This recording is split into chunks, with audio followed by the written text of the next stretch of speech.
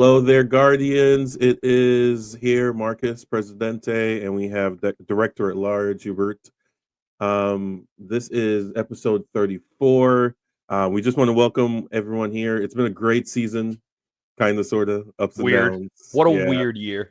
yeah, for sure. I just want to again reiterate, if everyone who's listening could like, share, and subscribe to this video here, we'd really appreciate it. Follow us on all social media at Dallas Guardians, DallasBearGuardians.com. Sign up for the newsletter, etc., the usual spiel.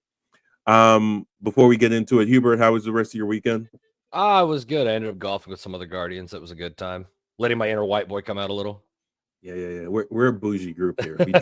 We drink beer, wine, and golf. It's crazy. Whoa. It was a public golf course, all right? Hey, they have some really nice ones. I used to live in HEB, so anyone in DFW, Euless or Hearst, Euless, Bedford, HEB area, Yeah. mid cities, they have a really nice golf course tucked in. Like you wouldn't expect a golf course to be there. Really nice golf course. Yeah, I guess shout out to Dallas Parks and Rec for the one we went to. Yeah. Arlington redid like two of theirs too. I'm hit or miss on public golf course because I don't know if it's a great use of public money, and Same, actually.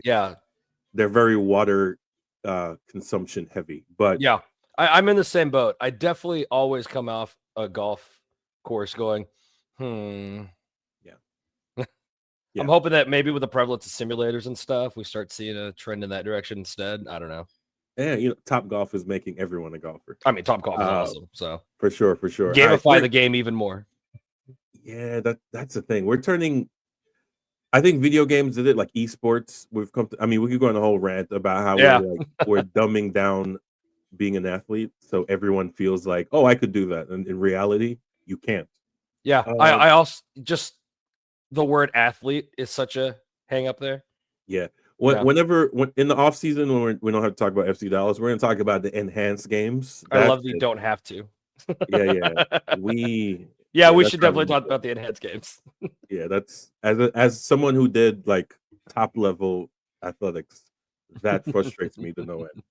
All right, we're going to start off with our usual, our new segment, Record of the Day. Ooh, I'm fumbling today. I've got here the king, the originator of rock and roll, Little Richard. Anyone who knows anything about the beginning parts of rock, like I could go on a whole tangent about how Elvis stole music and et cetera. But if you want to hear some really good rock and roll, you got to listen to Little Richard. This is one of my albums. It's called Right Now. In the Name is a really hot record. There you go. I need to start taking the plastic off these bad boys because they're all very reflective of the light. But great album. Another one of my, like I said last week, another one of my Sunday clean the house records right here. So I recommend Little Richard, the originator of rock and roll. Right, you can't go wrong with Little Richard. Yeah. All right, what do you got today, Hubert? All right, I went more modern since y'all keep going more classic, which is totally great, I think. But you did Origins of Rock. I'm doing more modern to progressive rock here, and not because politically it is relevant, but Drones by Muse. Yeah, it's one of their newer albums overall. Has a lot of 1984 symbolism, and it's unfortunately pretty relevant. So if you ever want to check out some really crazy modern rock, kind of spacey, wacy sci-fi shit, this is your album. Nice. Yeah, man, I really love this segment. I'm glad we came up with it for sure. Music is not a dying art form, but it's kind of lost all its value. Maybe becoming less of an art form. We could go in a whole rant about Taylor Swift doing 6 versions of the same album to sell. It worked. They're estimating 2.7 million the first week, and that's hard copies. That's not streaming. Well, I think it's editions, but the song "Wood" is incredible. If you're familiar with that song yet, yeah. So there's a song about her fiance called "Wood." So yeah, that's a weird bit here. It's awesome. I don't. I guess I'm indifferent to Taylor Swift. She's a big bag of not much to me, right?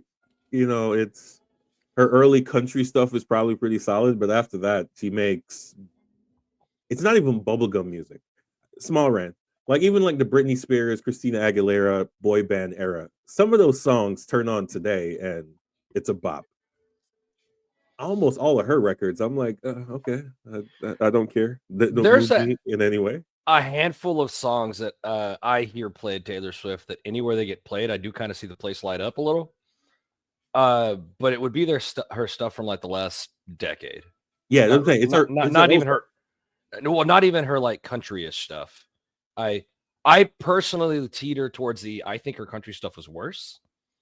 Really? I do, but maybe it's because I live in the country and there's a weird bias there. I don't know. Sure. What I'm loving about Taylor Swift is the whole thing with the weird intersection of Taylor Swift music fandom, and football. I think it's just been really fun to watch. I don't care about either of those people, but I think it's really fun culturally, and I'm along for the ride. It's as business people would say, synergy. Synergy is probably the word. Yeah, I'm just excited to see Andy Reid at a like royal wedding. Nashville royalty for sure. You're gonna have Dolly Parton and crew come through. Speaking of that, Dolly Parton, apparently they're shutting down 2 of her amusement parks. So the parent company, it's not Dolly doesn't actually run the day-to-day, but yeah, I saw that come across my newsfeed and that was kind of sad. She's one of, I mean, part of it's the Whitney Houston songs, but Dolly's one of those people that the Black Americans definitely brought into the fold for sure. Yeah. You guys really love Dolly Parton, and y'all really love Paramore, which is interesting. Oh, Paramore? Oh, Paramore. Yeah. Hey, good rock music. Lincoln. No hate. Yeah, Linkin Park got some love too, man. Yeah. Part of that's the Jay-Z album, but yeah, there's some of them records definitely ring off for sure. All right, we're gonna switch gears here. We're not a music pod. We are not a music pod. I promise you. We're gonna switch over here now to this weekend's game. FC Dallas on a hunt for possibly the home playoff or the home play-in game. That's what we're hunting for here. Yeah. We played the Los Angeles Galaxy. The last place Galaxy. Like, whoa. Yeah. Galaxy played a midweek Cup Campeones, right? Is that what it is? Something like that. Yeah. Yeah. Campeones Cup. Yeah. So the winner of Liga MX and MLS Cup, they play. I forgot this thing still existed because they've moved all the marketing budget to Leagues Cup. So that was so quick. They do what they do. Yeah. But so that was it. They came off that. They lost 3-2 in that match. That's why I brought it up. And they came to Frisco. We took care of business. 2-1. Us, Musa, banging in number 18, tying the record. A chaotic goal. Season. It was. He didn't slip. So, I was a little unsure, but maybe they didn't put enough water on the field. I definitely think it was one of those like I almost want to call it a poacher's goal. Like it's very just him being ice cold and being there and trying to take every opportunity he can.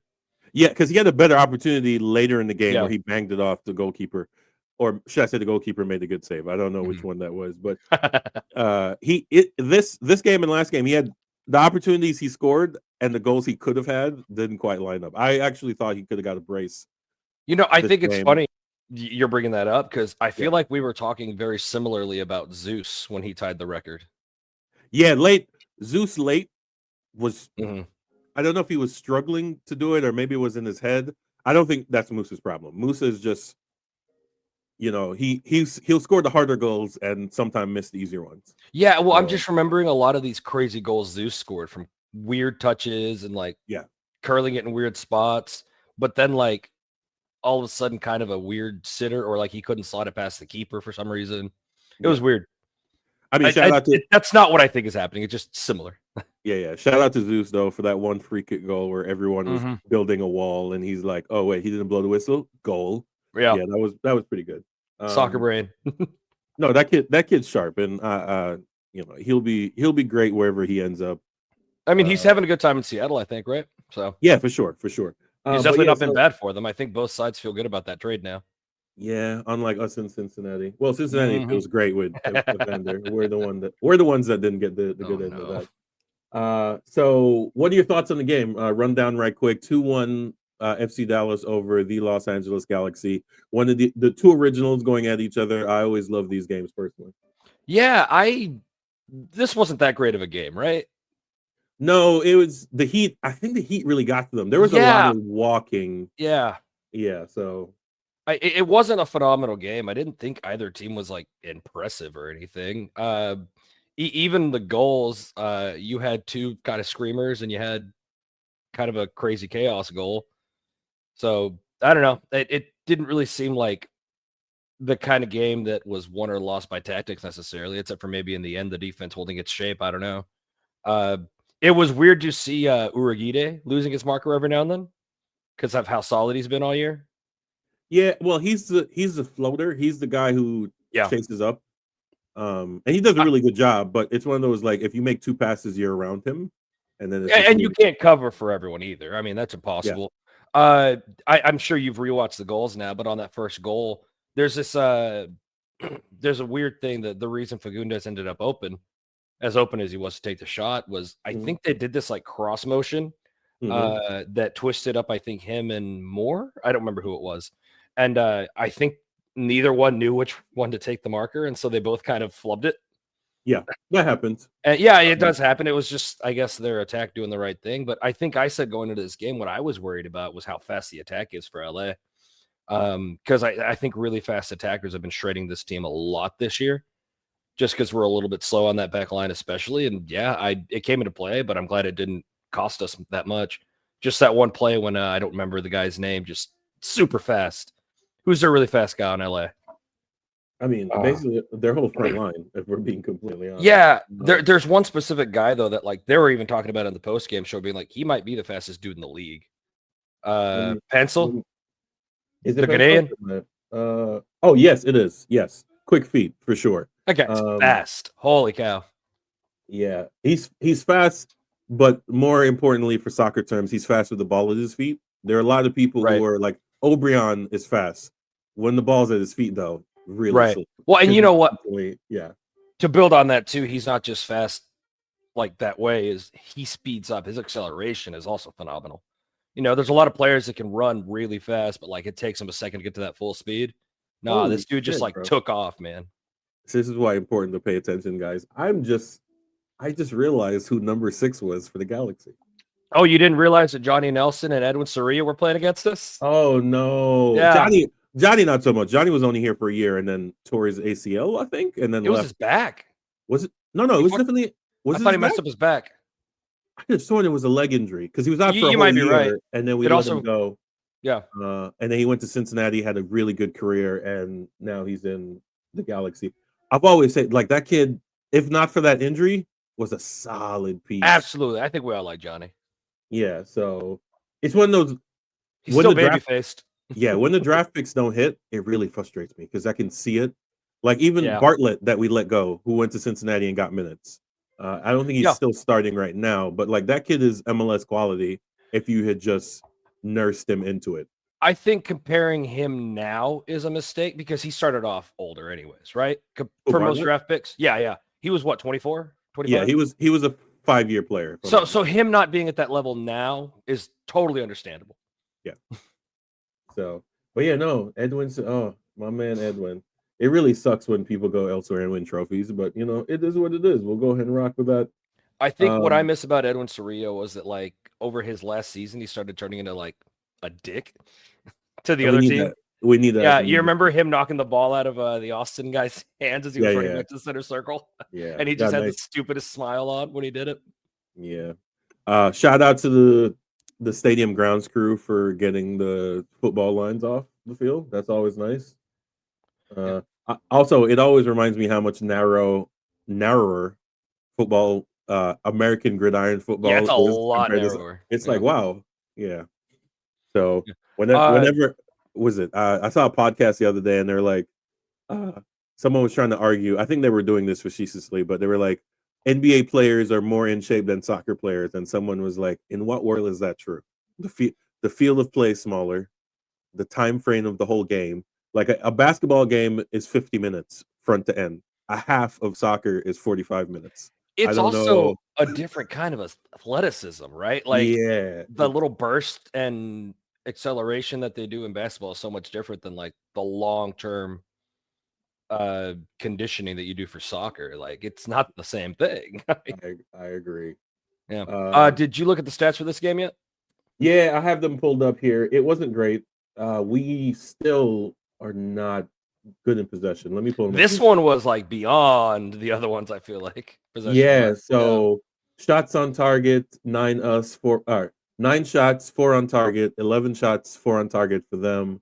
Possession, 36% at home for FC That's Dallas. crazy. Absolutely. And I think we've transitioned from possession Nico ball to kick and chase. And I'm not really a fan of it, but we're winning.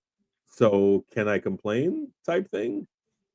I Because feel it like seems the kick and chase works until it doesn't, right? yeah, it feels like we're just avoiding our midfield entirely. Which is kind of a Right. bummer.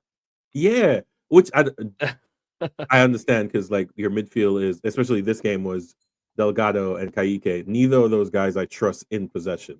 Yeah, I definitely don't look at Kaique as my guy to play the ball forward much. I look at him as just chasing someone down, right? Yes.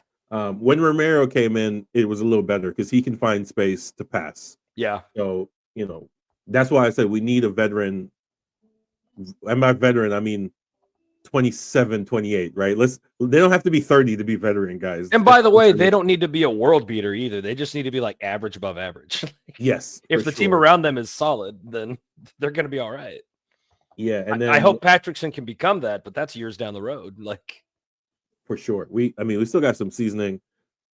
I guess when the offseason come, I want to talk about, we can talk about in the offseason, or we can talk when the schedule comes out. Next year for every league in North America is going to be a clusterfuck because we're going to take not only is there's a Leagues Cup break, there's going to be a massive break in the middle for the World Cup. So that I don't know how the schedule is going to go. I don't know how they're going to keep momentum up. I guess it's just going to be on every telecast. They're just going to make sure you mention, oh, so and so plays for Atlanta United. So yeah, I'm very concerned about what that's going to do for the season, just in terms of like form, and like it's going to be weird to look at and be like, yeah, great first third, terrible in the middle, even worse at the last third. They're going to feel like distinct, and like then you're smaller seasons to me. I think you're going to have guys who are like have international ambitions are not going to want to get hurt. So if you know for a fact you're going to make your national team, you're like, we're not going all out. We're not doing any of that. Yeah, maybe I won't dive into that tackle. Yeah. They're going to be, what did Deion Sanders call them? Business decisions. It's like, no, we're not doing that. Right. So that should be fun, But that being said, let's shout out to the boys. Let's shout out to Musa becoming the captain of this team, if not in name, but in performance. It's really shy guy. Me and Bailey were down on the field, and he's like really quiet. I keep hearing that from people, which is kind of fun. Yeah, which what is it? A humble tall king is what they refer to him. Humble tall king. Are you talking about Matt Hedges? Oh yes, we are. Yes, we are. But before we get there, let's wrap this up. So yeah, what do you think? So we were discussing beforehand. We need, I think 3 and we're in, 4 and we're guaranteed. I think is what the math is here for FC Dallas. Our next 2 games are at the Galaxy and away at Vancouver. So those are, let me pull those up for sure. So Saturday the 11th, West Coast game, 9:30. So we will be doing our watch party at Pumpernickel and at, I can't remember, Derbyshire. I don't know why I can't remember that, up in Frisco. So you can join us. Like I said, add us on all social media at Dallas Guardians, on the Dallas Bear Guardians website. Sign up for the newsletter. We do text as well, but it's only once a week. You don't have to worry about getting bombarded. And then the last game of the year, Saturday, October 18th. By then we should know whether or not we're in or out, and we might be hosting a home play-in game where we would play Salt Lake. I guess it just depends on who ends up in the slot, right? But yeah, who would you prefer, Salt Lake or Colorado? I have a bad history of Colorado in the playoffs. So I think Salt Lake. I don't know. We've beat both those teams this year, so we have. I want to say Salt Lake because I want Julio to play and to prove a point. San Jose and us, they've been our bogeyman. We have a lot of bogeymans. We got all the Northwest teams Or yeah, all the It's Northwest possible teams that are we above might mid. just lose a lot. No, but that's not true. If you look I at our know. I'm record, just kidding. I'm just yeah, kidding. yeah. I think was it early last year? They're like, look at our record. We're like the 4th winningest teams in the league, which is always weird with all the expansion. Right. So It's so hard to compare through yeah, expansions. It's just the so I math is think hard. they should probably do a post or pre and post. So if you do, when did Diffusion go out of business? That was 2001, 2002, maybe. So you got to do like pre 2002 and post 2002, and Yeah. then you do all the stats. It's like USL. USL does pre 2011 because that's when they got like serious about building stadiums and becoming a proper Right. league. Before that, they were just trying to do a thing. So, Well, but yeah, so while yeah, we're go ahead. talking about the table, Yeah, I think we're all kind of watching Supporters Shield race because Vancouver is still in it. no, Supporter Shield's And wrapped up. Supporter Shield's wrapped up. Philly won this weekend. doesn't Vancouver have 2 games left? No, no, they've only got the one. So Philly No, wrapped no, it up. yeah, they wrapped Okay. up. They sent out a news thing. Andre Blake was celebrating.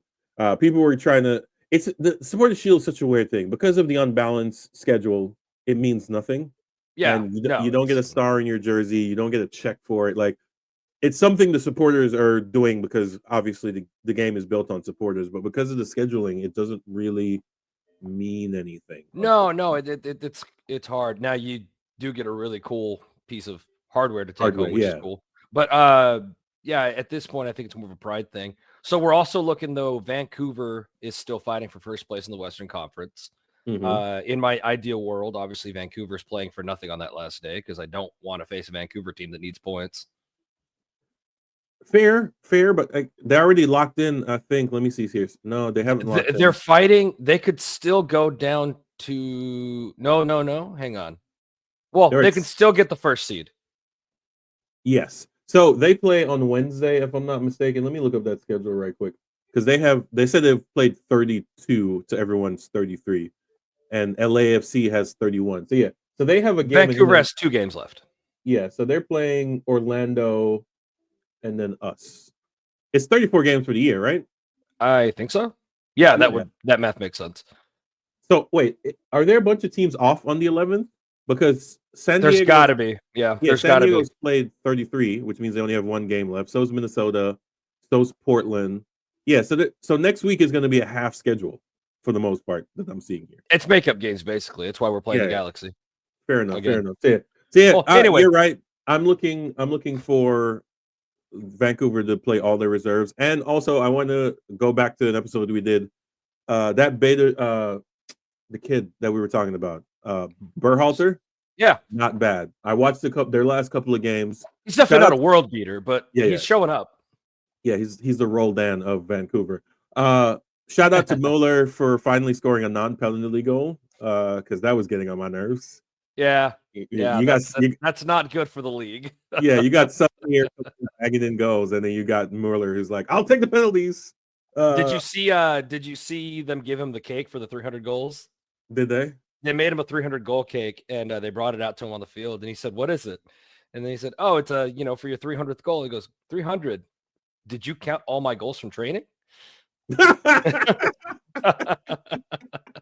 He's got. I will say, for a German who are notoriously lack of sense of humor, he's got a good sense of humor. You gotta love Thomas Mueller. For sure. All that German team with him, Sebastian Schweinsteiger, that era. What, Podolski, Philip Lahm, Balek? Yeah. Oh my God. That era was chef's kiss. I don't know if they get another run at that level again for a very, very long time. But unlike other golden generations, they actually won some shit. So that's the important bit. Shout out to Belgium. Oof. You're rough. All right, so we're going to talk about golden eras here, our golden generation. Yes. The last of our golden generation. I think, actually, I'm pretty sure the 2016 team, most of those guys are retiring right about now. The last Yeah, time no, it makes sense. Yeah, it checks out. Obviously, the younger ones on that team are probably still paying. Hollingshead was also on that team, but he might be up next. He might have 1 or 2 seasons left himself. But the rookie, the draft pick that was our own, the chair goes Matty Hedges. Fucking legend. There we go. There we go. We want to shout out to the legend, our very own. The GOAT comes home for a 1-day contract to retire at home in the stadium, and we got the W. So, as far as I'm concerned, it was a hell of a day. I just want to shout out to him and his family. You know, me and Hubert got to go to the press conference. He came over, took pictures, signed a jersey for Pablo. You're welcome. I could have stole that and sold it on eBay.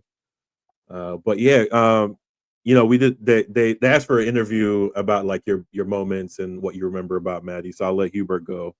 And Oh yeah, no, for me it was just every time we got to watch him score a goal, right? It was always the bit that like late game corner kick, Matt Hedges is going to score the goal, right? I yeah, think that's my favorite memories. Yeah, Maddie was.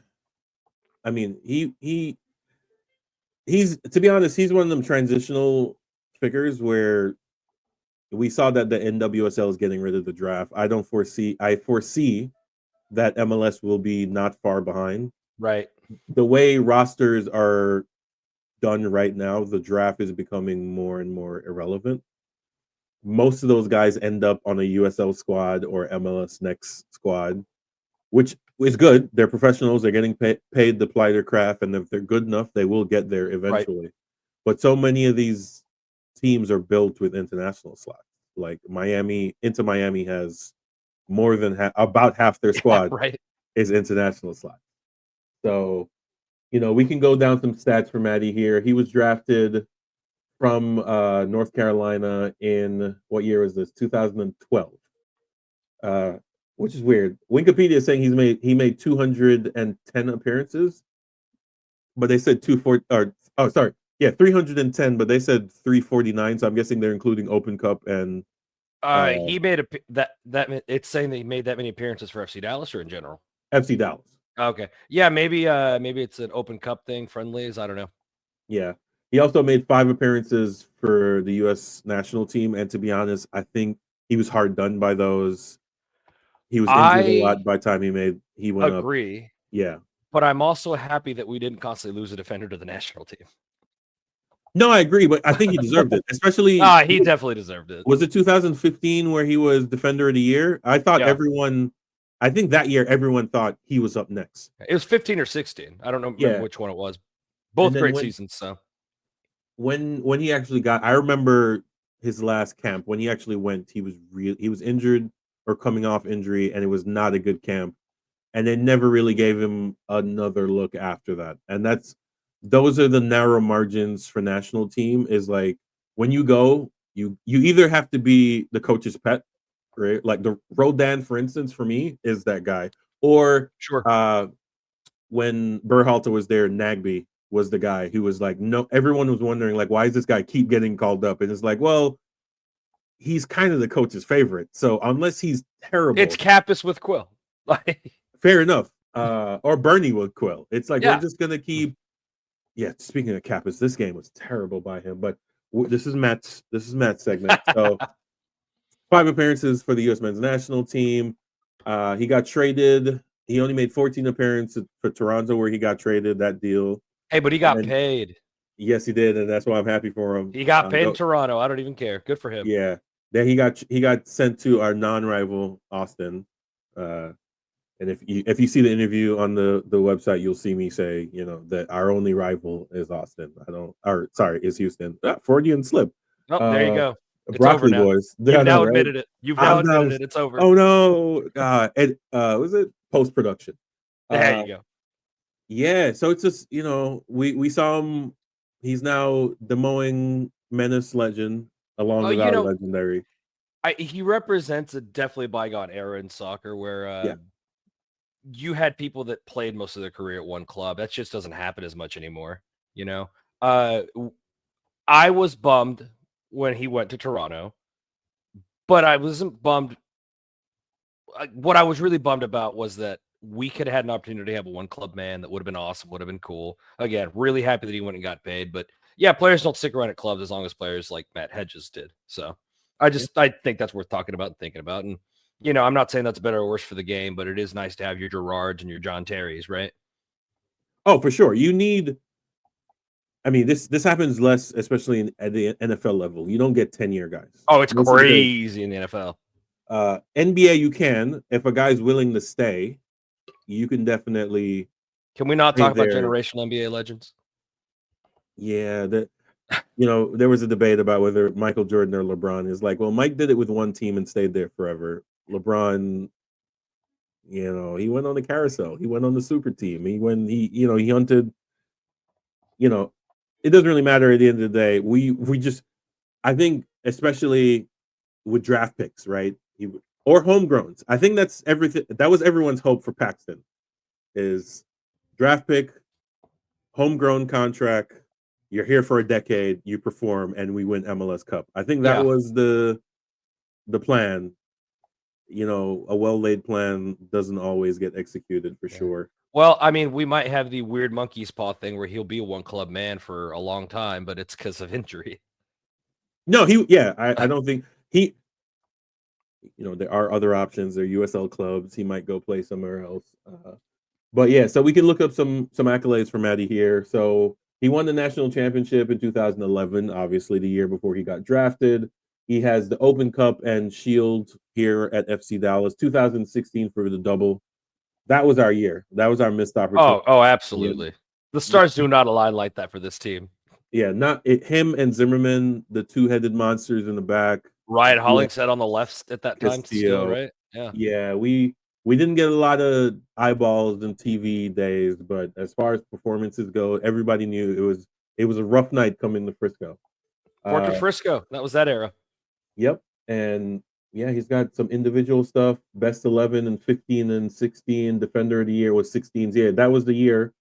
He was an all-star 17, 18, and 19. I don't remember that 19 season, to be completely honest with you, but yeah, that pre-COVID, yeah. I think all of us we're gonna divide our lives in pre and post-COVID. Like, what happened before then? We don't know. We don't know at all. But it was heartening to see him. And this is a picture of him. If you're all watching on the YouTube, he came to have a Zach beer Lloyd was the other defender. I was trying to remember. Sorry, the other defender that played with Matt. It wasn't just Walker. It was Zach Lloyd as well. But Zach got a concussion, and then that was basically the end of his career. Yeah, he was an unfortunate loss. Like him and George John had the same basic story concussion wise. Yeah. So that was Zach Lloyd. I forgot about it. Dang, we had some good defenders come through. Holy cow! I think he got transferred to Atlanta for a bit, like that first year that they were here. He played a handful, yeah. And then he just retired early, unfortunately. And that's the thing about sport is that no matter how much promise or skill you have, the right injury or the wrong injury at the right time will completely end your career. Yeah, and we don't have to get into it, but don't throw shit on the field, guys. Oh, for sure. That's ended a man's career. Yes. Yeah, promising career. Yeah. Eddie was, national team. He was going places. That's an absolute sure. But no, let's, I don't know what else we can really say, man. I mean, he's the greatest defender probably our club's ever seen, so I'll take that. He's one of the best defenders this league has ever seen. Without question. We don't have to just narrow him down to, and he's a relatively young guy too. What is he? 35? Yeah, that's about time. I couldn't tell him. But yeah, when he left, all the rumors were that they never sold their house here. So it's just, feels like a good homecoming. And I think we're all just happy. Even if this year had gone as bad as we were starting to feel like it was going to go. Yeah. I think they could have pulled this out for Fan Appreciation Night and we all would have been thrilled. Oh, most definitely. Yeah. You're a legend when you play for an opponent in Austin, and we still cheer when you touch the ball when you're here. So yeah, if you guys watch that interview, by the way, where they're like, he's doing the contract signing. Sorry, it's not the interview. Dan Hunt's trying to fill some silence, and he asked Matt Hedges, "Who was your favorite team to play against? Who was your favorite rival to play against?" And the face Matt Hedges made of confusion as he said, "Houston." Yeah, was really nice. Yeah, it's like, what other rival do we have? Why would you ask? Yeah, you mean Chicago Brimstone? Yeah. But yeah, no, shout out to the legend, man. It was a really nice moment, and we want to thank the team for allowing us to be there for. Hey, shout out to Tanner because I think he made it happen. Yeah, so that was pretty dope. Gina also shouted us out and everything. So every once in a while, we might shit on the team a lot, but every once in a while, they do get something right. We're its biggest critics because we're its biggest lovers. Come on. Exactly.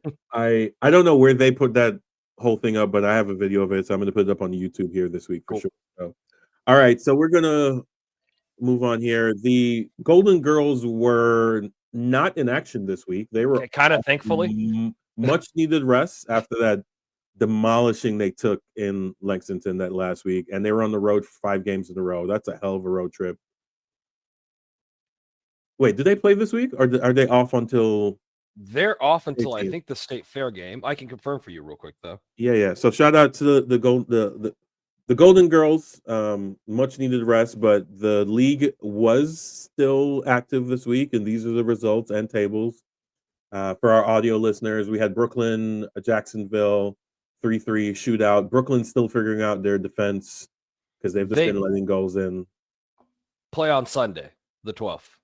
Who did they play? Spokane. In Spokane? Yes, because they're away. All right. So the road trip isn't over technically.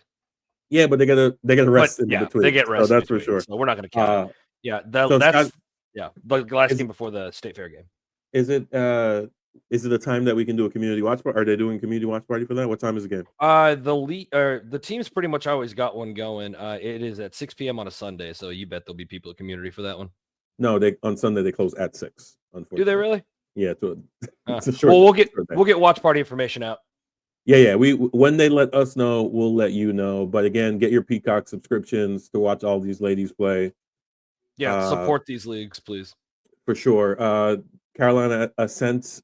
I keep saying accent. It's Ascent. My Carolina accent. 3-2 to Dallas. To DC Power FC, which DC Power is in a weird situation.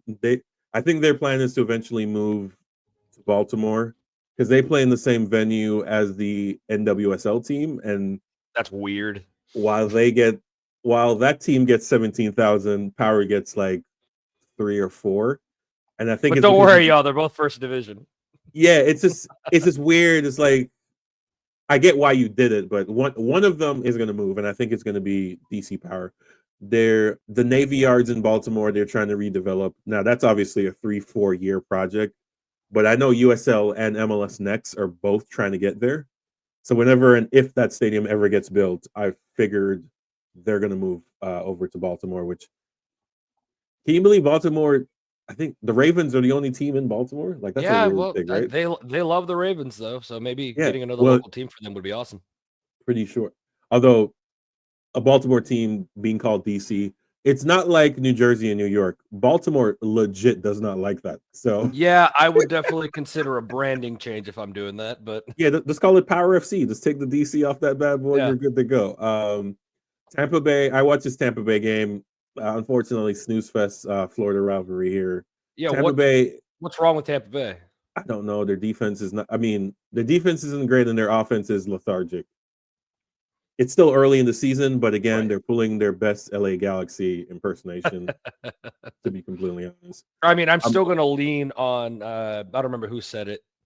I think it might have been Peter Welton said something along the lines of like, "Yeah, if I won MLS Cup and then had one of my worst years of all time, I'd be okay with it." I'm sure everybody in FC Dallas, like it's like I would just take the cup. And obviously, I'm paraphrasing. He didn't word it like that. He's way more articulate than I am. For sure. Shout out to them. Hopefully we can do a cross pod here soon. Maybe to do a wrap-up show or something.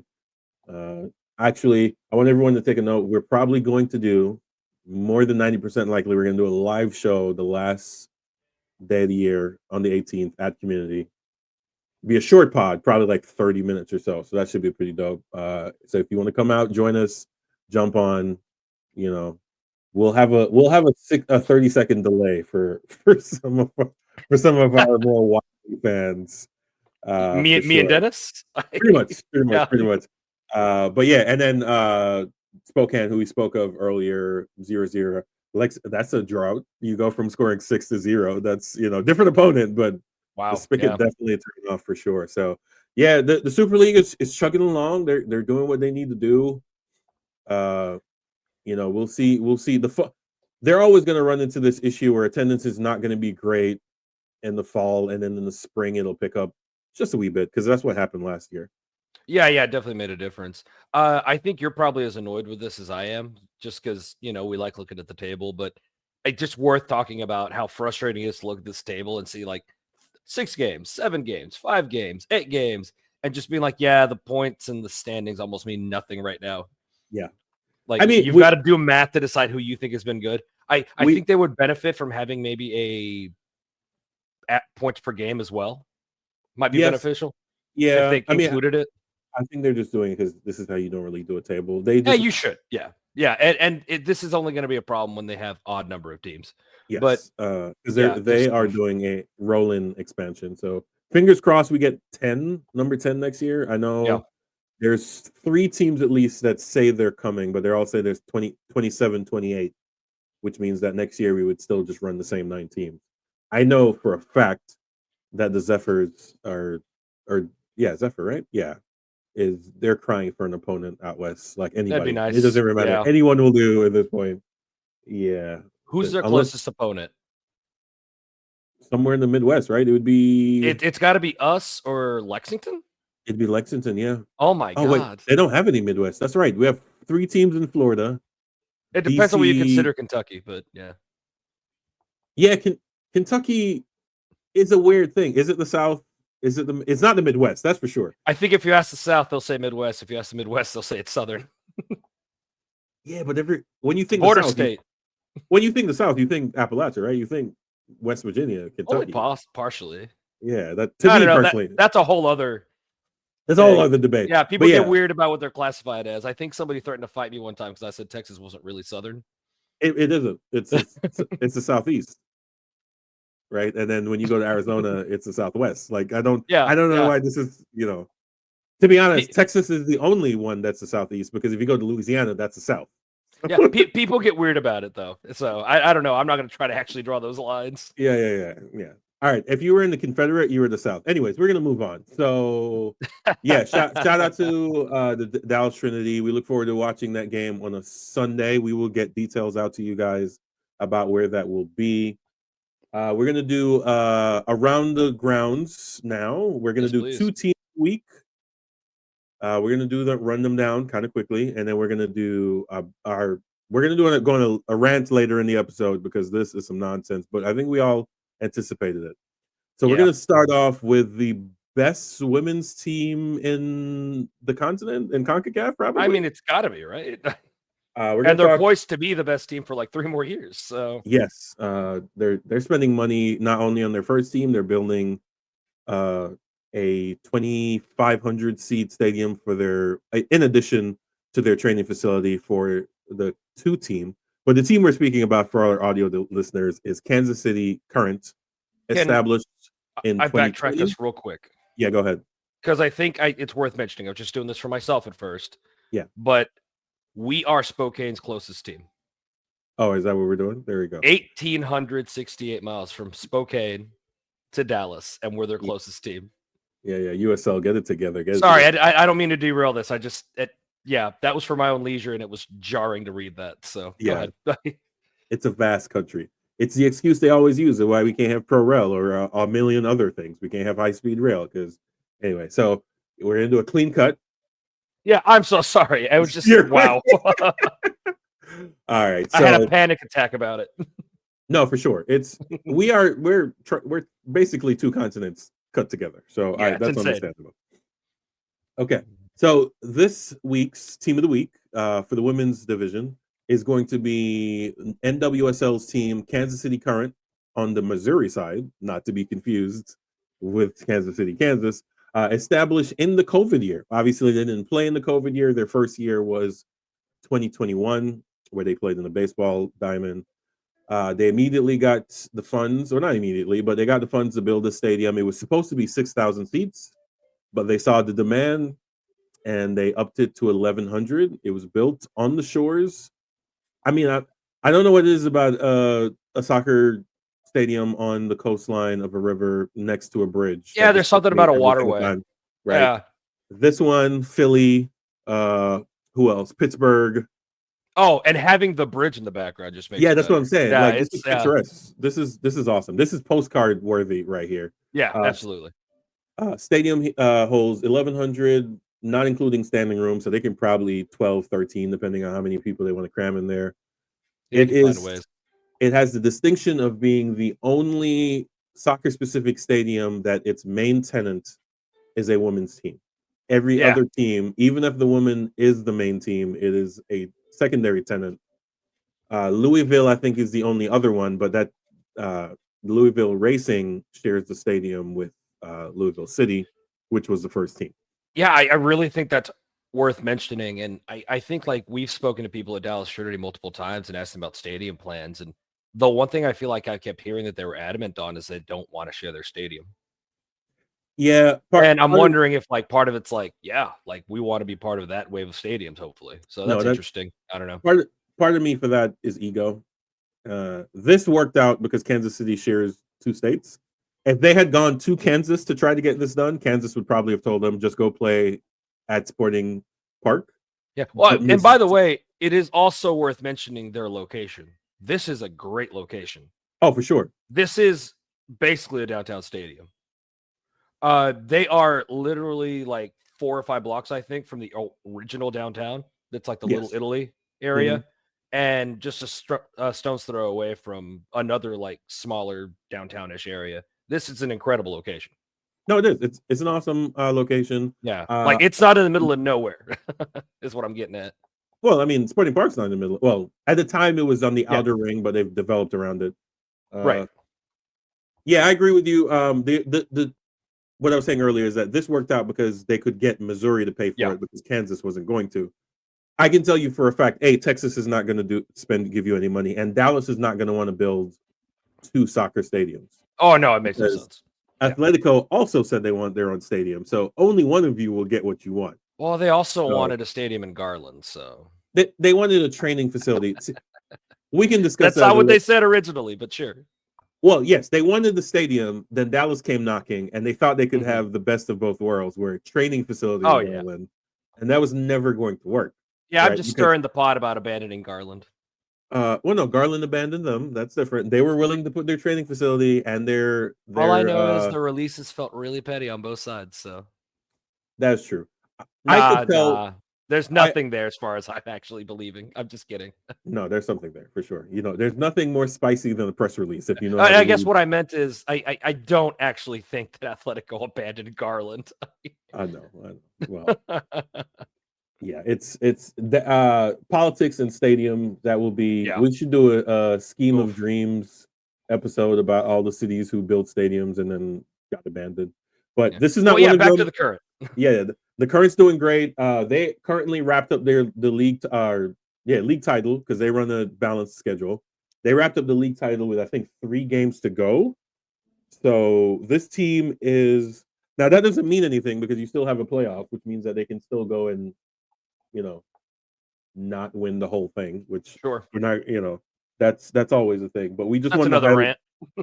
Yeah, we just want to highlight the growth of women's sports. Yeah, I got more to say about the Current if you don't mind. If you go to Kansas City, you go to any business in Kansas City on both sides of the river, and there's Current stuff everywhere. Yes. I mean, any random gas station will have a Current sign for some reason on their soda machine or something like that. And if you go downtown Kansas City, anytime the Current are playing, it is a sea of blue and red. I mean, their fans are everywhere, and they're selling the stadium out every game. I think they maxed out their season tickets this year, right? Sometimes their games actually get really expensive to go to. They can be hard to get to. They've done a tremendous job there. So, yeah, no, they've done a great job. They've done a good job marketing, capturing that market. It helps when the most popular human being in the city is a co-owner, which is just mostly on paper. Yeah, it's awesome. They're averaging 8,000, so they don't quite sell out every game. But when you have midweek games on top of your Saturday games, your average is always going to fall because midweek games, by definition, unless you're the NFL, you're going to get lower attendance. Right. But yeah, shout out to them. Shout out to the investment into facilities. I think facilities, yes, absolutely. Yeah, we give USL a lot of shit saying that a lot of this is real estate deals, but I think the real estate is important. Until the teams themselves make money, the only way for the owners to recoup what is going to be an eventual loss is either the academy, which we can't depend on because I think we both agree we need to get rid of the pay for play. So in order to get rid of the pay for play, you have to get revenue from somewhere else. Yeah, or rebuild it in a much better way. Yes, because right now, because I got Sorry, I'm already hearing dumbass Alexa Loss being like, "Well, who's going to pay for it?" Man, shut your redhead. yeah, build a better mousetrap. I'm so clever. Anyways, shout out to them. But the reason I picked the Current, not only because they have the distinction only women's soccer specific, although that will change when Boston gets their white stadium. And when I say white, I mean the stadium is called white, not because everyone there will be. Anyways, you know what I mean. And I think I think Bay FC is currently working on one at Treasure Island in San Francisco. Oh, I didn't know that. That's cool. So that's pretty dope. I'm not really, because I'm not in the habit of governments paying for stadiums. I'm not really sure if I'm like the idea of both women and men and USL and everyone having their own stadium. It's like, yeah, it's not sustainable. It isn't. Is basically what I'm saying. But that if the state, in this case Missouri, is willing to pay for it. But let's get back to this. Shout out to them. They won the league. Whatever, I don't even know, what is it called when you win the league here. They're 13 points clear at top, right? Yeah, they clinched it so early. You know, and then so that's dope for them. And what else can we say about them?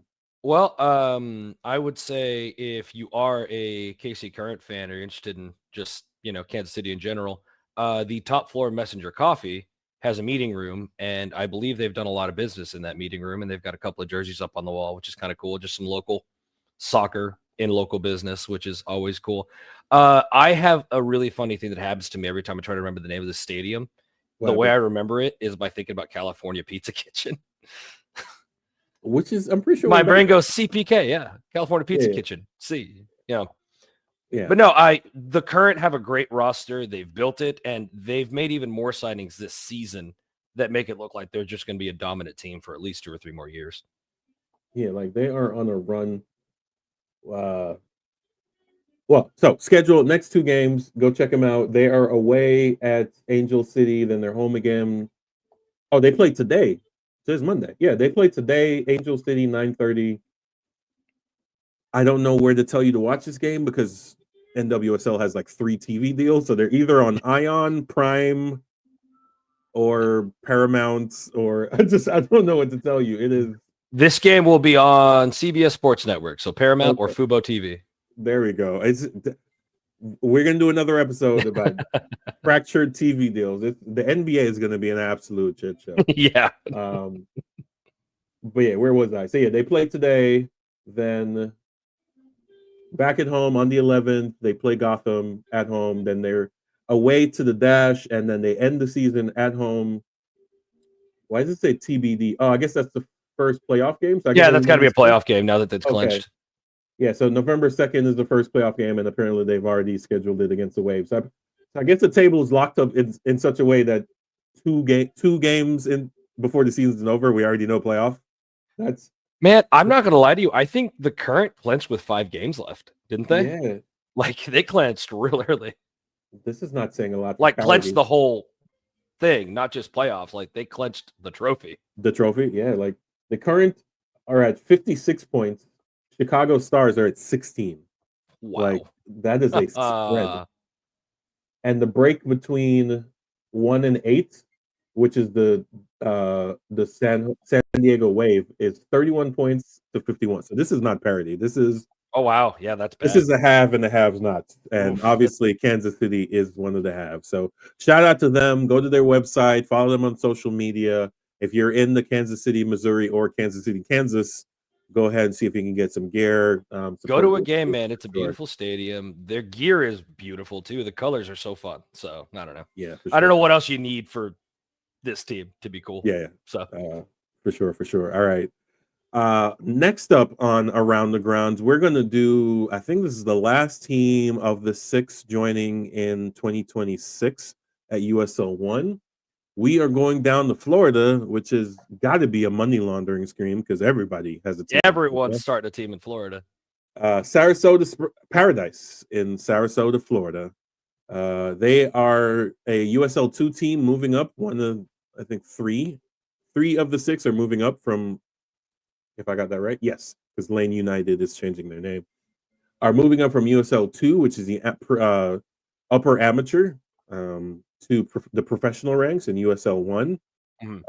They will be moving up into a really nice travel for them. This is probably why that probably came into play, because they're gonna Fort Lauderdale is gonna be USL1, not Miami. Who's the other team? There's gonna be 3 USL1 teams, and then if they do the Jägermeister Cup, they're gonna have Jacksonville and Miami and championship team. So there's gonna be a nice Florida Cup. There's enough teams that you could have a Florida league if we really did. Honestly, at this point, there's so many of them. So is Sarasota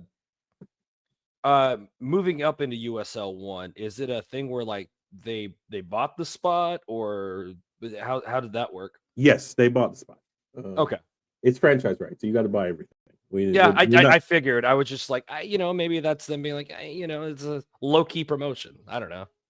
Well, they didn't win it all. If it was going to be, I don't watch a lot of USL2, so well, I mean, USL2. I mean, you watched the Vermont game, right? Oh yeah, the Vermont game, yeah, that was awesome. But that's kind of exception, right? You get to those levels, it's a little.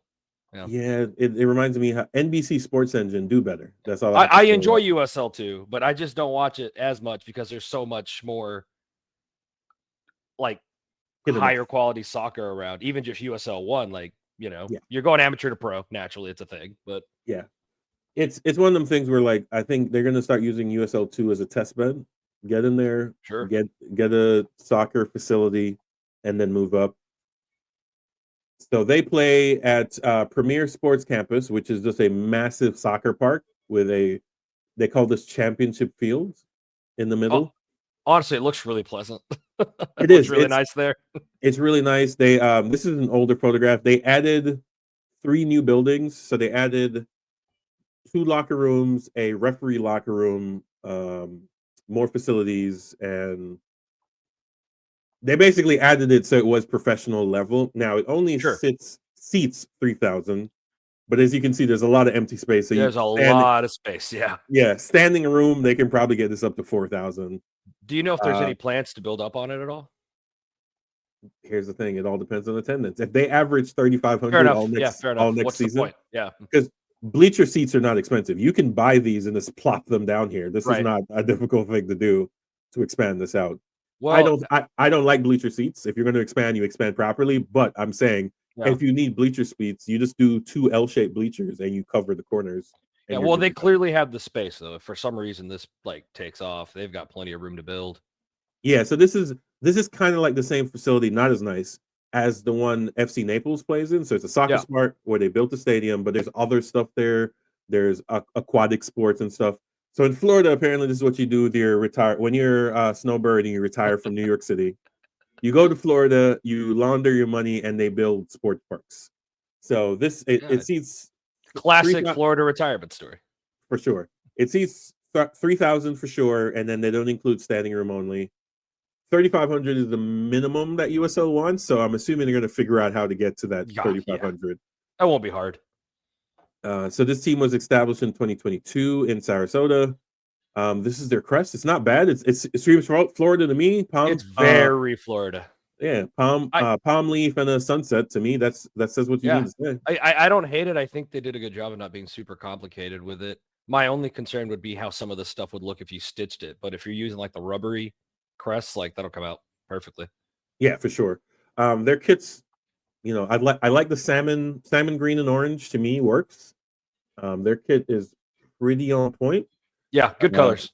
They were doing a sale, obviously selling off their USL2 stuff to help fund their USL1. Were or are? I think they might be out now. The last time I checked, they only had small people sizes. They didn't have big boy sizes. It just seems like they have some pretty sick looking kits. Yeah, it kind of is reminiscent of the Miami FC one. So there's a bunch of horizontal lines to do like the sunset. Yeah, okay. That's hard to pull off. For sure. But yeah, so Sarasota Paradise, again, it screams Florida. It's not great, it's not bad. I don't know how we feel about circular crests. To me, it's there. It's a bit boring to be Yeah. circular. Yeah. By the way, they have revealed their. Oh, never mind. It is 2025 kits still. Hey, these are decent looking kits. Yeah. Yeah. So that's what I'm saying. It's good kits. I'm just saying they only have small people. Yeah. Yeah. That's all I can really say about that. But yeah, they join FC Naples. So there we go. They're going to be 3 easy road trips for them: Naples, Fort Lauderdale, and them. That's an easy road trip. And then even going to Tormenta on the south part of Georgia. So that's what they really want USL 1 to be, is going to be clusters of clubs. So it's going to be regionally national. And I think that'll help. So you don't have a case where you have Spokane kind of off by themselves. Marcus, did you ever read up on Lansing Commons FC? No, I know you showed me the crest. What I was getting at here was they have a similar approach to colors here, and I really like it. Do you? Okay. Yeah, it's a very similar color palette on some of the kits, and I think it works really well together. Playing with that darker color being more dominant, it's really fun. Yeah, so I think we're gonna do a Rate Your Crest mega episode, because that one seemed to really. We're gonna go deep in the depths of NPSL, USL2, all of them, and we're gonna do a bracket, and we're gonna figure out a way for you guys to vote on it. Yeah, please don't take it personally when we shred these. Oh, that's a fact. We're gonna go because I'm gonna try to get someone on that's gonna shred every single design. Single one of them. Yeah, we're gonna make it work for sure. But part of being a successful club is getting the marketing right, getting a crest or a logo or a kit that people are willing to wear, not only when it's at the games, because it's free marketing. That's the whole point of a jersey, is that I would wear this just getting up and going to the grocery store. Right, and I think for a crest, like, it's as long as it doesn't look like just garbage. As long as it's at least average looking, you're going to be okay. As long as it's not AC Grand Rapids. Never mind. That's beside the point. You guys did roast that, right?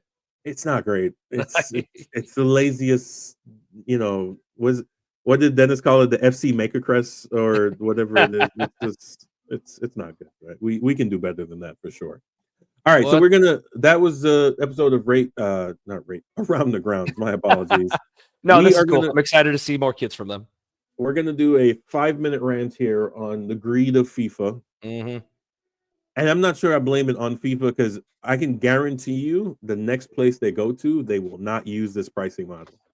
I can guarantee it. I'm glad you brought that up right now. So we're going to talk about, so they finally released the pricing, the category pricing, because that's how they do it. Seats are categorized based on home openers. They're going to be more expensive because obviously everyone's going to go to those. Group stage tickets are cheaper. And then depending on whether or not you're a local resident, you get a cheaper ticket than if you're traveling in, et cetera, et cetera. So they finally released the pricing, and here we go. The opening category 1 tickets, they make it so if you have a passport and you're willing to leave the country, it's probably cheaper to travel to watch a game than it is to stay here and watch a game, which is unfortunate.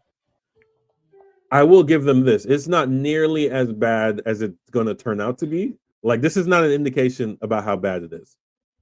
Their tickets already right now on the third-party reselling site, which is also controlled by FIFA, up to $38,000 for that home opener. And those are only U.S. and Canadian games, right? You can't resell. Mexico, they're not doing all that nonsense. This is unfortunate. The upside is I was only ever going to go to a group stage game anyway. So personally, I'm fine with this. I'll drop, several hundred going to see, especially if Jamaica. You got to go to that one. Yeah. I hope Jamaica's in Mexico for their group games. That's all I'm saying. It'll help the wallet a little. I will camp out in Mexico. That is a given. But yeah, I mean, what are your thoughts, man? Go ahead. I'll let you run. Have you seen this? Yeah, I have. I think I expected it to be worse, actually. Yes. But I think the vibe I'm getting is most people are like, no, this is as bad as I thought it was going to be. Yeah, I expected worse. So I was slightly relieved about it, but the point being, it's still bad. Yes. It's still terrible. And category 4, we've looked at the seating maps where it's just like a tiny corner in every stadium.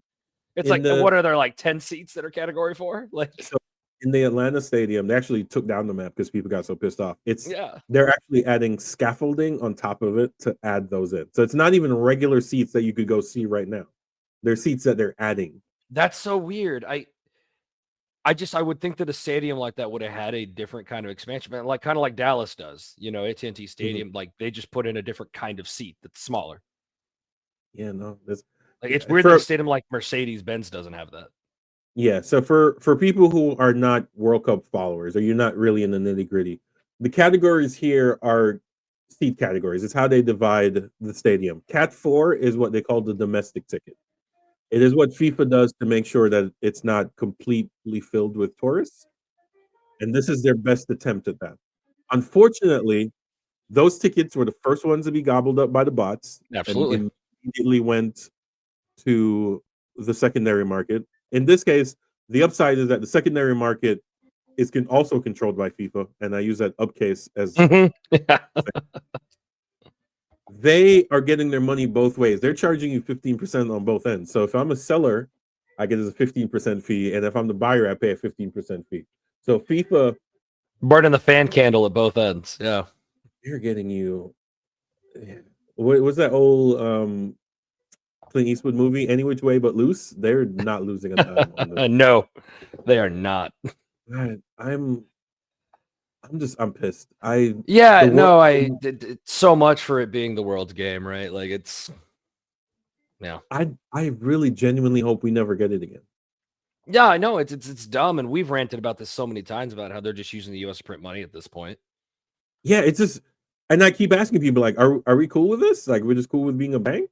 Is that what we're doing? When I think usually I get like a shrug off of like, what are you gonna do? Yeah. Which like I get it, but damn, there are no options, is what you're saying? No, I'm just saying that's how people are answering. Yeah, it's just a lot of the times. When I saw the way they handled the Club World Cup, I literally just teared up inside. Like, this is going to be the World Cup. As a Jamaica fan, as y'all can see up here, this is the first year we're going to qualify. Fingers crossed. Technically, in this window, if we win one game and Trinidad loses or ties a game, we're automatically in. We don't have to do anything else. Yeah, I think one of the discussions I've been trying to have with people when they're talking about this price, they're like, "Oh, that's the World Cup." I'm like, "Yes, but they're not going to do this at the next country."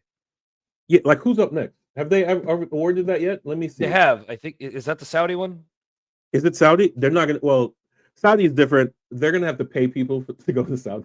Yeah, but I guess what I'm getting at is I just don't think they do this at most countries. Like they're literally just using us, man. Like if I'm not mistaken, the only place in Europe that uses dynamic pricing is the UK, because the UK wants to be like us in the because they're barely Europe anymore.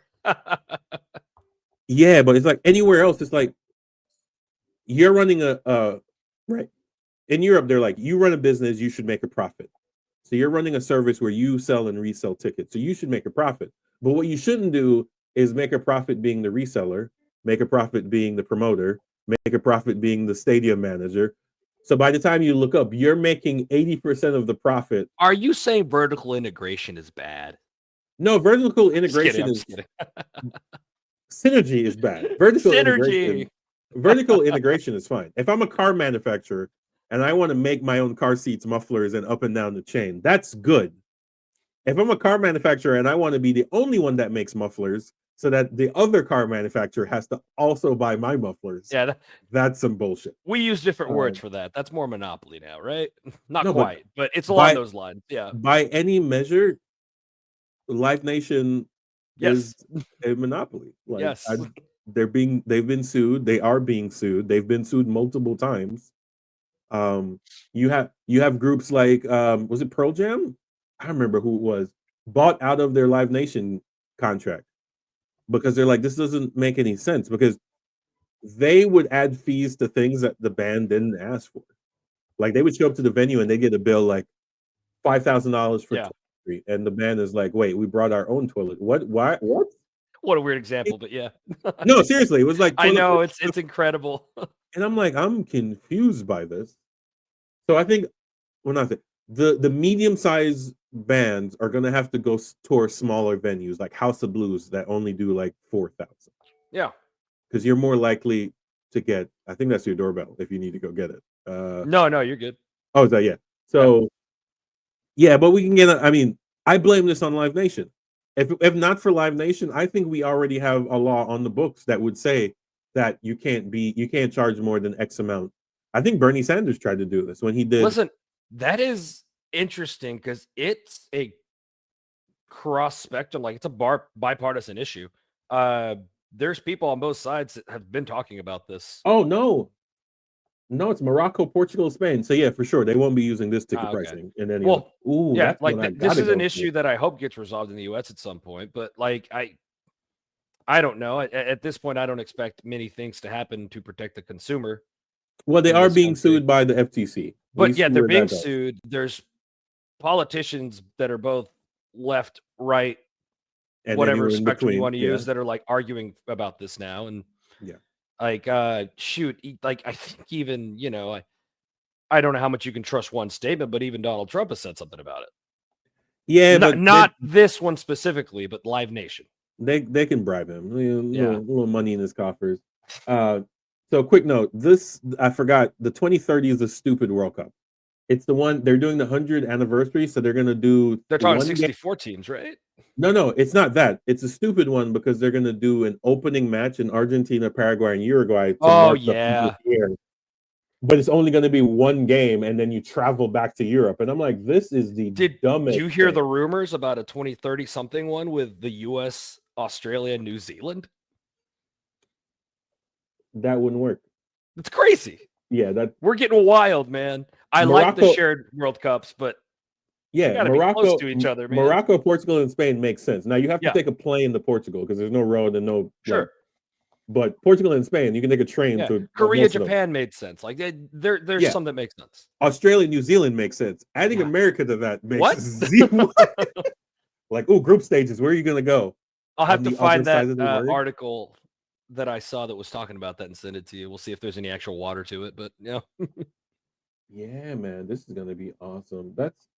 I might have to go to this one, to be honest with you. Morocco, sounds pretty sick, actually. And Spain. That is the bar. Oh, maybe I'll have immigrated to Spain by then. We'll see. Is it 2034? Saudi Arabia. That's right. It was supposed to be Saudi Arabia, Iran, but I don't think that's going to happen. Probably not. Yeah, no, we can just get back to these ticket prices. Yeah. I'm sorry. I want to apologize ahead of time for all the tourists who are coming here. If you hear this, I want to apologize. And I'm a Jamaican, so I can't really take credit for this or responsibility, but I want to apologize. You're going to come here. You're going to realize our healthcare is not what you're used to, right? The technology might all be there, but it's going to cost you an arm and a leg, and you might actually not end up getting what you want. The public transportation is not going to be what you're used to. Apparently, even here in Dallas, you have 3 cities who apparently are threatening to have elections to pull out of DART, which would basically kill the funding. Because, so the public transportation won't be what you think is going to be. The stadium facilities won't think where you're going to be. You're going to be driving out or Ubering out to empty parking lots. Mercedes-Benz is not that bad, actually. I think you can take Metra down there. That's actually a pretty good location. But yeah, it's not going to be what people think it's going to be. And this is not me saying anything negative about America, because America has the capability, like any other country, to do things. It's the unwillingness to do it that depresses me. Right. There's nothing that says, like, even right now, they're trying to build a high-speed rail from Vegas to LA. Before they even put a shovel in the ground, they're like, it's going to cost us $10 billion more. What? I'm like, you haven't done anything. How do you know that? And it's because of tariffs. Right? All the steel tariffs, all the shit that the inputs, they know the inputs are going to cost more. So they're already arranging for it to cost more. And stuff like that just frustrates me to no end, because there is zero reason. If a small country like Morocco, for instance, can have high-speed rail, you're telling me we can't? Is that what you're telling me? Right? But yeah. Oh my God. That said, if the US makes it out of the group stages and if the US makes it to the quarterfinals, this country is going to be an absolute terror. Like, you're going to have the Alexi Lawlessness. You're going to have all the people who are bigging up MLS and be like, oh yeah, MLS did this. This is why we got so much better. And then you can look back and be like, have we? I don't know about that. I just, my only, as we wrap this part up, and I'm going to give you the last word. My only hope for the World Cup is that it at least benefits the sport locally. I hope every local, even USL amateur team, gets a marketing plan together to figure out how you can get eyeballs to get on you, to get sponsorship, to get seats, to get ass in seats, so that you can survive after this. Right? That's the only thing I ask for. I hope investors who might look at soccer and be like, "Hey, this might be a good sporting model." And if you're worth less than $1 billion, you can't really get into the NFL. So if you want a sports team, you're gonna have to go somewhere else. And soccer, as at the current moment, is the lowest barrier of entry when it comes to sports. But I'll let you get the last word, man. It sucks. I guess me and the family are gonna have to make a trip to Mexico, or you're gonna have to hook me up with some people because I could probably get that done. Yeah. I mean, we'll see. When's the draw? Early December. So by then we should. Yeah, it's early December or early November. It's one or the other. Yeah, so by then we can start making some travel plans. But yeah. Go ahead. Last word to you. Yeah, I mean the whole thing sucks. There's not much more to be said about that. I think at this point the only positive I'm really hoping we get out of the World Cup is growing the sport in the US. And I don't think that the goal is to have the same boom that we had in the 90s, although that would be cool and let's try to do that. The goal is any growth of the sport, right? And any interest in the sport. Like we don't have to double interest. We just need to grow interest. Yeah. And if teams would be smart and the league would be smart enough to have a plan for that, it'd be great. But, as we're seeing with, FC Dallas as an example, now we're going to tear down our stadium and rebuild it during this boom, quote unquote boom. Like clearly not a good marketing plan.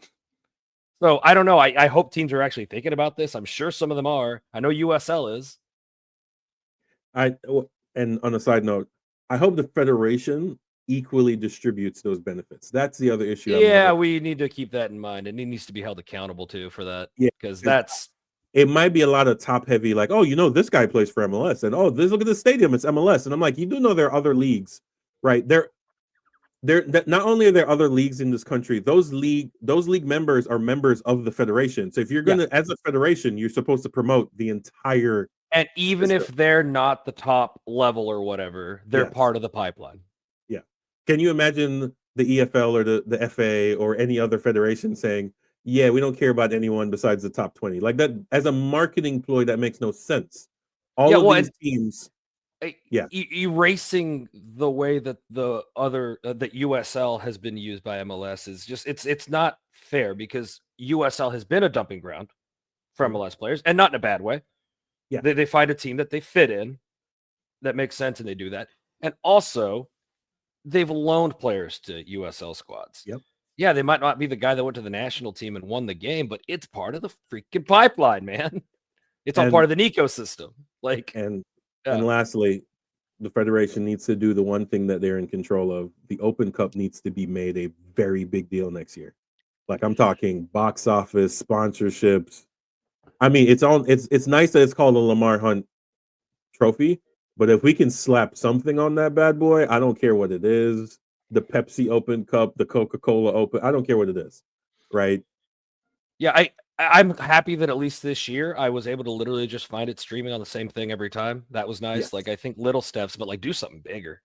Yeah, we got to get the marketing out, man. But Cambridge Lamar Hunt US Open Cup. No, not Cambridge. Not Cambridge.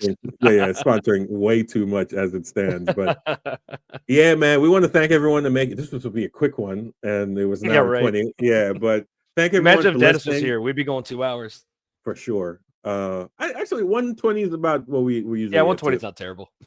So yeah, shout out to the boys and the Golden Girls.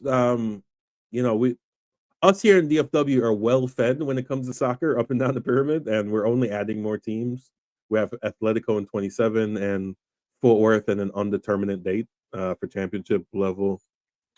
So yeah, if you're a fan of the sport, you got no excuse, man. Go not really. Find a team, find a pickup game. Like, I'm gonna start doing that. Like, I need to start getting more active myself. So yeah, man, we love the sport. And we, just to end on the World Cup tickets, we love the sport, but once people realize they can monetize off it, I think the sport's is getting damaged. I mean, we've been seeing it long. time Yeah. in other places. Like it's just that's how it is. Yeah. Oh, speaking of that, we could have brought it up. We'll do it next week. Super League is coming up again with a new Oh proposal. no. The fucking zombie that will never die, man. But anyway, thanks for listening, everyone. Once again, at Dallas Guardians on everything, DallasBearGuardians.com. Like, share, and subscribe. Most importantly, we really appreciate that. Yes, sir. Quick disclaimer: I'm wearing a Seattle Sounders jersey today to support them against Real Salt Lake this week in hopes of boosting our playoff chances. All No, right. he's a traitor. So please don't hate me. No, he's a traitor. He knew better. But yeah, like, share, subscribe. Thank you all for listening. Guardians out.